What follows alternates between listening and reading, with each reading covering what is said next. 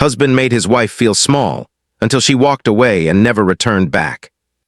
It didn't begin with shouting or slammed doors or a dramatic argument that could later be replayed and analyzed for who was right or wrong. It began the way most endings do, quietly, on a morning that looked exactly like every other morning before it. Please take some time and like this video. Also subscribe to our channel and let me know in the comments where you are watching from. We will be excited to have you join our growing community. The house was awake before the sun. Marcus Hale was already dressed for work, standing in front of the mirror adjusting his tie with practiced efficiency, shoulders squared, jaw set. The posture of a man who believed the world made sense because he had learned how to win in it. She stood behind him, Evelyn Hale, barefoot on the cold floor, folding laundry she had washed the night before. Her movements careful, unhurried, almost too controlled, as if she had learned that making noise, even the innocent kind, invited commentary. He glanced at her reflection and sighed. Not loudly, just enough. "You're wearing that again?" he asked, eyes still on himself, fingers smoothing the fabric of his shirt. "You know, most women would at least try to look presentable in the morning." She paused for half a second, the shirt in her hands held mid-fold, then continued folding it neatly, placing it on the pile. "It's comfortable," she said softly, "and I'm just staying home today." He gave a small laugh, not amused, not cruel enough to call yelling, just dismissive. "That's the problem," he replied. "You're always just staying home, or just going to that office where you answer phones. Do you know how that sounds when people ask me what my wife does?" She didn't look up. "What do you tell them?" she asked. He turned then, finally facing her, leaning one hip against the dresser, arms crossing loosely, as though this were a casual conversation and not a slow dismantling. "I tell them the truth," he said. "That you're a secretary, I don't lie for you." Her fingers tightened slightly around the edge of the folded fabric. "You could just say I work in administration," she offered. He shook his head, smirking faintly. "Why dress it up? It's not like it's a profession. I mean," he gestured vaguely, "it's not law, it's not medicine, it's not anything that actually commands respect." She inhaled, steady, practiced. "I like my job," she said. "I'm good at it." He laughed again, this time sharper. "Liking something doesn't make it impressive," he replied. "I like sleeping, but that doesn't make it an achievement." She looked up at him then. Not angry, not crying, just searching. "Why do you talk to me like this?" she asked. He shrugged, picking up his watch, strapping it on. "Because someone has to be honest with you," he said. "I didn't work this hard to end up married to someone who doesn't even try to elevate herself." There it was, another sentence, another cut. Later that evening at a dinner with his colleagues, she sat beside him at a long table, smiling politely, nodding when spoken to, her posture careful, hands folded in her lap. A woman across from them laughed at something he said, leaning forward slightly, her hand brushing his arm. "She's a partner at her firm," he said proudly, turning to the table. "Brilliant mind, sharp, the kind of woman who knows her worth." Then, without missing a beat, he added, glancing sideways at Evelyn, "Not everyone has that ambition, of course." The table chuckled awkwardly. Someone changed the subject. She felt it then, not humiliation exactly, but something colder, something heavier, the realization that this wasn't accidental anymore. This was deliberate. On the drive home, the car filled with silence, the city lights blurring past the windows. She stared straight ahead, hands resting calmly in her lap. He broke the quiet. "You were quiet tonight," he said. "You should talk more, people might forget you're there." She turned to him slowly. "Why do you do that?" she asked. "Do what?" "Compare me to other women," she said, "like I'm lacking." He exhaled, annoyed now. "Because I see other women," he replied. "Women who take care of themselves, women who don't settle. Sometimes I wonder what would have happened if I married a lawyer or a doctor, someone on my level." The words hung in the air, final and careless. On the driveway, the engine still running, she reached for the door handle. "I'm tired," she said quietly. He nodded. "Try being tired and successful." That night, Evelyn lay awake beside him, staring at the ceiling, listening to his breathing even out into sleep, feeling the weight of years pressed down on her chest, not the weight of failure, but the weight of shrinking, of explaining, of enduring. By morning, she had made her decision. She didn't wake him. She showered quietly, dressed carefully, packed only what she needed. Not in anger, not in panic, but with a steady resolve that surprised even her. Before leaving, she stood in the doorway and looked at him one last time. He slept peacefully, unaware, certain. She closed the door behind her without sound. And just like that, the woman he had made feel small walked away. Not loudly, not dramatically, but forever. In the days after she left, nothing in the house immediately announced her absence to him in a way that felt urgent. The furniture remained where it had always been. The kitchen still smelled faintly of the meals she cooked out of habit rather than appreciation, and her side of the bed remained untouched not because he missed her, but because it simply didn't occur to him to disturb it. He assumed she needed space. He assumed she would return. He always assumed. Weeks earlier, before the leaving, the erosion had already become routine. It happened in small rooms and public places, in sentences spoken casually, sometimes with laughter, sometimes with irritation, but always with certainty. At a friend's birthday dinner, when someone asked what Evelyn did for work, she began to answer for herself. "I work in..." He cut in smoothly, smiling. "She's a secretary," Marcus said, lifting his glass. "Keeps the office running, you know how those jobs are." Someone nodded politely. Someone else said, "That's important work." He chuckled. "Sure," he replied, "if you don't aim very high." She smiled then, the kind of smile people wear when they are trying not to reveal how much something hurt, and looked down at her plate, pushing food around without eating. Later that night in the car, she said quietly, "I didn't need help answering that." He sighed as though inconvenienced. "Why are you so sensitive?" he asked. "I didn't insult you, I just didn't exaggerate." "What would exaggerating have been?" she asked. "Calling it a career," he replied without looking at her. At home, the silence had begun to irritate him. He called her then, casually, almost generously. "Where are you?" he asked when she answered. "I'm safe," she replied. "That's not what I asked." "I know," she said calmly. There was a pause. "When are you coming back?" he asked. She didn't answer immediately. "I don't know," she said finally. "That's ridiculous," he snapped. "You don't just leave a marriage without a plan." Her voice stayed steady. "I didn't leave without a reason." He scoffed, "You're overreacting." "No," she replied, "I'm finally reacting correctly." The line went quiet. He felt it then, not guilt, not understanding, but something more uncomfortable, uncertainty. He had built his authority on the belief that she needed him more than he needed her. And now, for the first time, that equation was faltering. She ended the call politely. He sat alone on the couch long after, staring at the blank television screen, realizing that silence, when chosen, was far more dangerous than anger.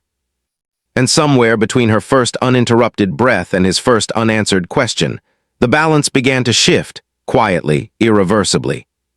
The morning sunlight filtered through the tall windows of the courthouse, casting long, sharp lines across the polished marble floor. Evelyn Carter walked in with a calm she had cultivated over the last 3 months, 3 months of quiet reflection, of rebuilding herself one decision at a time. Her heels clicked steadily against the floor, each step a punctuation in the silent announcement that she had arrived, not trembling, not pleading, not uncertain.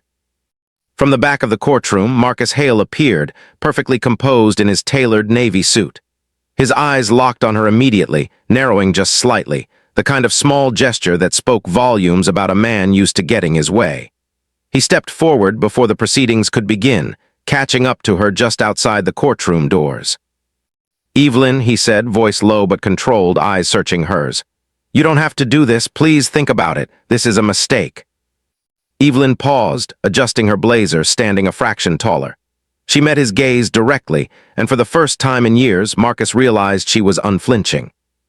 "I've thought about it," she replied, voice calm but carrying a weight that made him hesitate.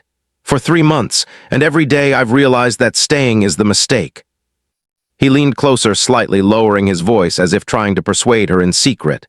"We can fix this. I can be better. I'll change. You know I can." Evelyn didn't step back, didn't raise her voice. Instead, she let her eyes speak first, steady, unwavering, the quiet certainty of someone who had reached her breaking point. "Marcus, you don't get it. This isn't about change, it's about respect. It's about being treated as an equal, and I haven't been." He ran a hand through his hair, a small flick of frustration before letting it drop to his side. "Equal? Evelyn, you know I've always provided for you. For us, I've given you everything." Her lips pressed together for a moment, then she spoke, her tone almost soft, almost pitying but unmistakably firm. "Everything except the one thing that matters, treating me like I matter." Marcus swallowed, as though that sentence lodged somewhere unexpected in his chest.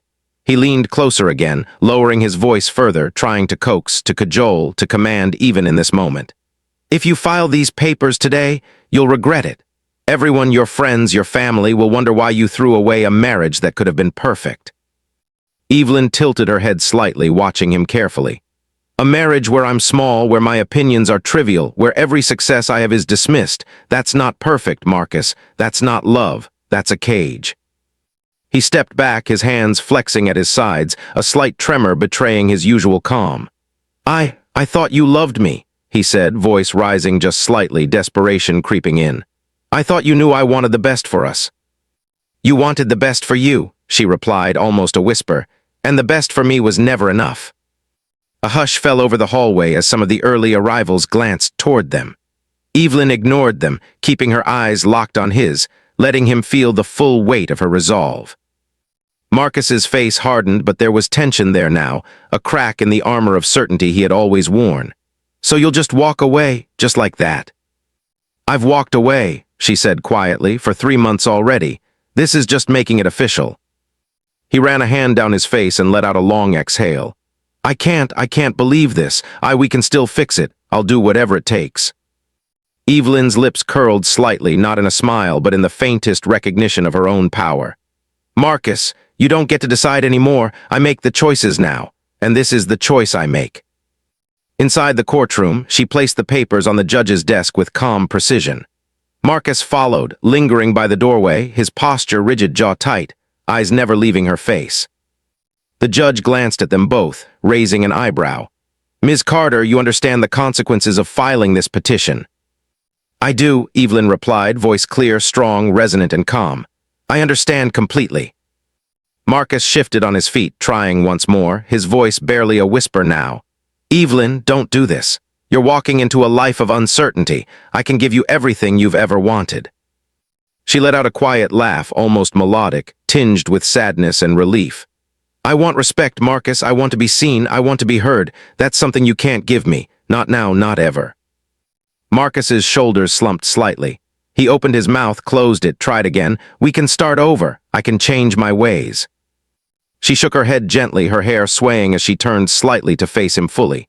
"I've waited, I've hoped, I've endured, and it's done, I'm done." When the judge finalized the divorce later that morning, Evelyn left the courthouse feeling lighter than she had in years. Each step down the marble stairs echoed like a heartbeat of her new life, every click of her heels a punctuation to the chapter she had finally closed. Outside, sunlight warmed her face, and for the first time since she left Marcus's house, she allowed herself to breathe deeply, fully, entirely. The world felt open, vast, and for once hers entirely. And in the distance, Marcus Hale watched her walk away, shoulders slumped, jaw tight, the realization settling into him slowly, uncomfortably, that the woman he had underestimated, belittled, and taken for granted had chosen herself, and there was nothing he could do to stop her. After the courthouse, the city seemed different to Evelyn Carter. The streets didn't change, the sky didn't shift, yet she felt as if she had stepped into a new world. A world that no longer belonged to Marcus Hale, no longer weighed down by his dismissive words, no longer defined by the subtle, invisible bars of belittlement she had endured for years. She moved into a modest apartment, small but hers, with sunlight spilling through the wide windows each morning. The first few days were quiet, almost painfully so, but Evelyn welcomed it. She unpacked slowly, deliberately, touching each item as if affirming that this time it belonged to her entirely. No one else's opinion, no one else's authority could claim it. By mid-morning, she made her way to the gym. The first session was brutal. Each treadmill run, each set of weights, each drop of sweat on the polished floor felt like a shedding of the invisible chains Marcus had fastened around her self-esteem. Her muscles burned, her lungs screamed for air, and yet with each rep she felt herself grow stronger not just in body but in spirit. "Focus on the core," The trainer barked, adjusting her stance. Evelyn nodded, pushing through the fatigue, feeling the power of motion, the sharp, sweet taste of determination. She repeated the mantra in her head, I am not small, I am not insignificant, I am capable. Evenings became her time to reflect. She revisited her college dreams, the ones she had tucked away quietly while Marcus's ambitions overshadowed hers. She wrote lists, researched possibilities, made calls to mentors she had once admired but never fully approached, and slowly a blueprint of her own life began to emerge. Evelyn, you've got a real knack for operations, said Carla, an old mentor she reached out to over coffee one afternoon. Ever thought of starting your own company? Evelyn paused, stirring her coffee slowly, eyes distant, imagining the endless possibilities. I've thought about it, she admitted, voice quiet but firm. But I didn't think anyone would take me seriously. Carla leaned in, smiling knowingly. The right people will, you just need to stop letting the wrong people define your limits. And so she began. Small at first, consulting, taking projects she could manage alone, learning the ins and outs of the business world in a way that no one could belittle. Every email she sent, every presentation she gave, every client she impressed built her confidence, layer by layer. Months passed. Evelyn's mornings began with a run, followed by calls to potential investors, followed by hours of focused work on her growing business plan. She learned quickly, absorbed knowledge like a sponge, and never again allowed herself to feel inferior. She hired smart people, trusted her instincts, and above all, refused to let anyone speak over her, dismiss her, or define her worth. One evening, after a particularly long day of negotiations, she returned home, shoulders tired but spirit unbroken. She sat by the window, phone buzzing with emails from prospective partners, and allowed herself a rare smile. This is mine, she thought, letting the word taste sweet on her tongue. Every step, every decision, every effort, all mine. It wasn't just about escaping Marcus anymore. It was about proving to herself that her life, her dreams, and her worth were hers to command. By the end of the first year, Evelyn had officially launched Carter Innovations, a consulting and solutions firm aimed at helping companies streamline operations and improve employee efficiency. The media took notice quickly. Articles in business magazines praised her approach, interviews highlighted her vision, and soon she was invited to speak at conferences. Each mention of her name, each article that celebrated her success, was a quiet echo of the life Marcus had dismissed, a tangible manifestation of everything he had assumed she could never achieve. And while Marcus moved on, dating, showing off, seeking validation in other relationships, Evelyn thrived. She trained harder, worked smarter, and lived every day in the clear knowledge that the woman he had once belittled was now a force entirely her own. Her phone buzzed one afternoon with a message from Marcus, brief, formal, awkward. Evelyn, can we talk? I realize now I was wrong. Can we meet? She read it once, twice, and then she set the phone down, fingers lightly brushing the polished surface of her desk. She smiled faintly, a calm, quiet smile untouched by desperation or longing. No, she said softly to herself, not anymore, not ever. Her eyes drifted to the city skyline, the sun glinting off tall buildings, the reflection of her own ambition shining back. Every skyscraper, every bustling street, every lighted office was a testament to what she had built. Not because anyone allowed her to, not because anyone approved, but because she finally believed in herself.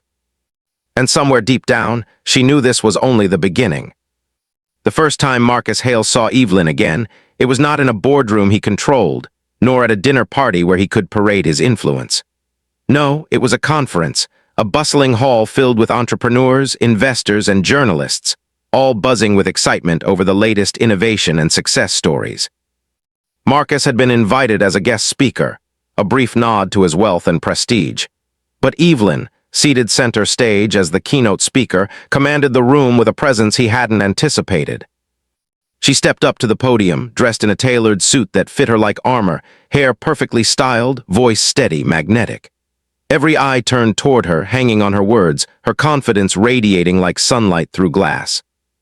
Good morning, Evelyn began, glancing briefly at the crowd, then at the camera crew streaming live. Today, I want to talk about transformation not just of businesses, but of people. How the choices we make and the environments we leave behind define our future in ways we cannot always see immediately. Marcus sat in the audience, hands gripping the edge of his chair, a strange tightness in his chest. He watched as reporters leaned forward, taking notes. Investors whispered excitedly to one another. Every laugh that followed her carefully crafted jokes, every nod at her insights, every applause, it was a quiet, cutting reminder of what he had once dismissed. After the speech, she moved through the crowd with effortless grace, shaking hands, exchanging words, smiling politely but never too warmly. She was radiant, but not for him. Marcus cleared his throat, approaching her cautiously, trying to muster charm he had perfected over years in corporate boardrooms. "Evelyn," he said, voice low, careful, attempting casual familiarity. It's been a while." She turned, eyes meeting his. There was recognition, yes, but none of the warmth he had once assumed was guaranteed. She extended her hand politely. "Marcus," she said, calm, measured, "it has been some time."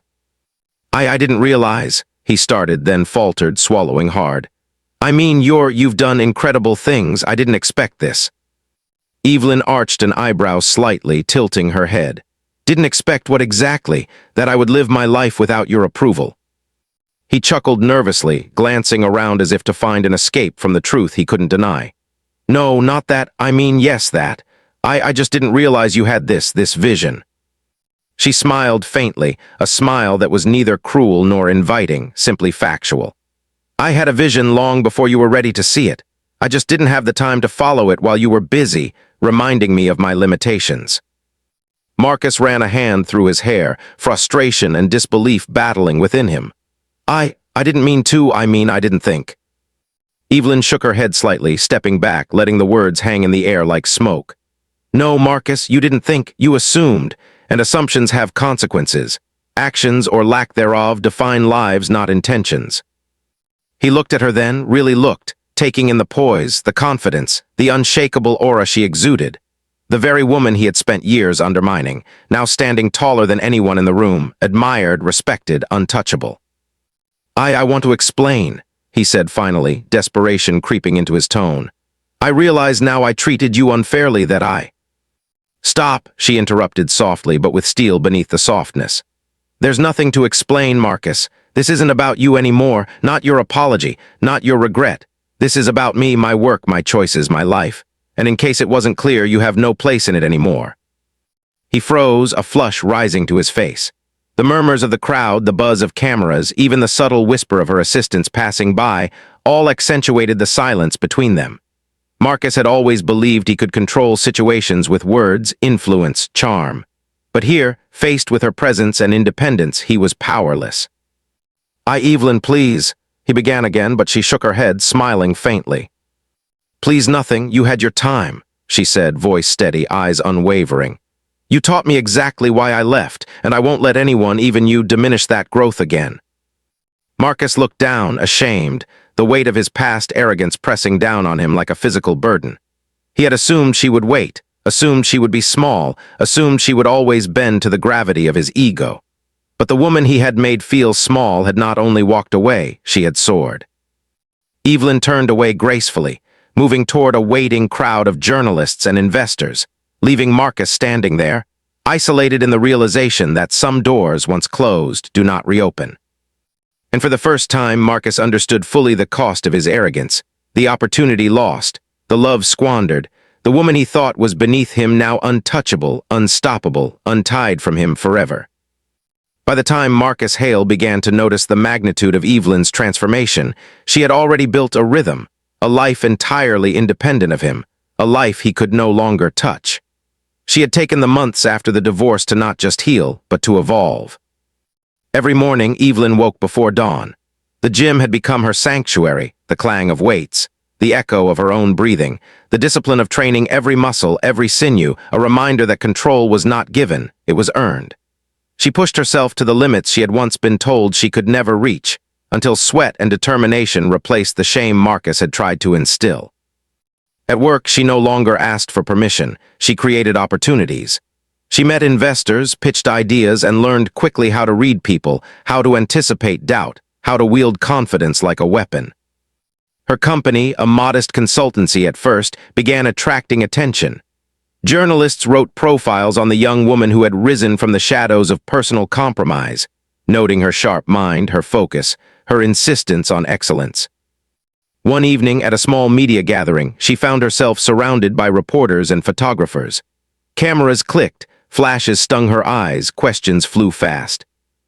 "Evelyn Stanton, how did you go from secretary to founder of your own multi-million-dollar consultancy in just 2 years?" a reporter asked.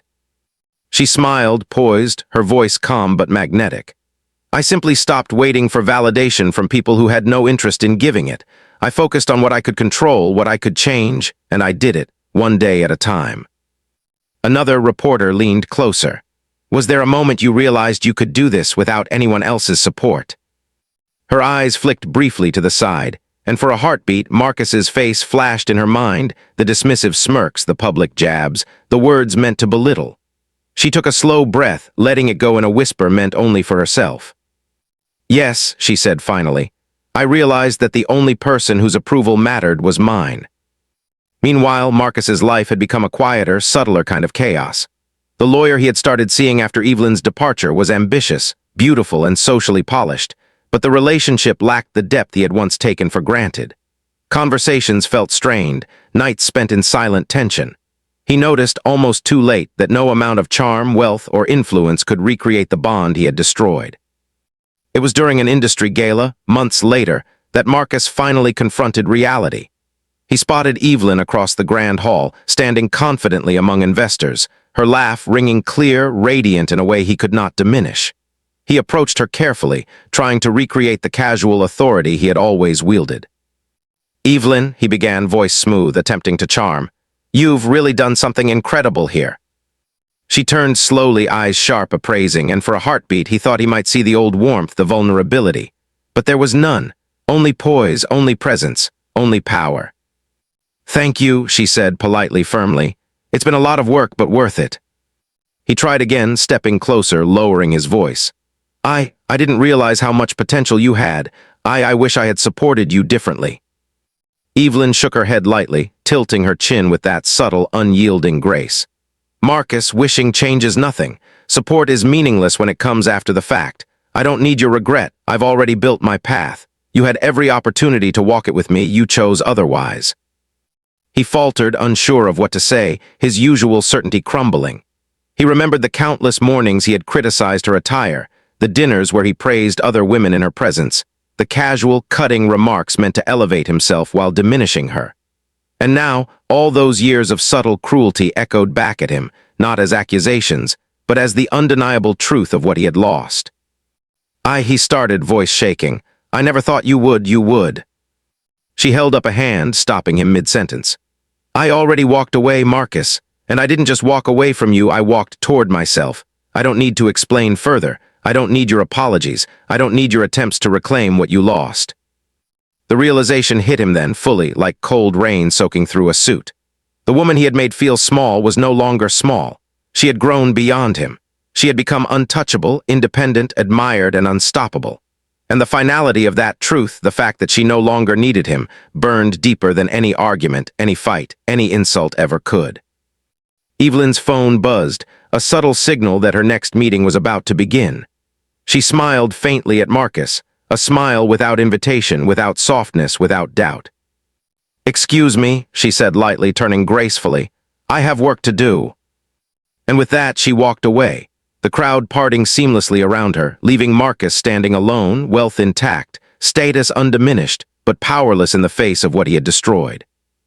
That night, as he stared at the ceiling of his quiet apartment, the weight of missed opportunities and shattered trust pressed on him like never before.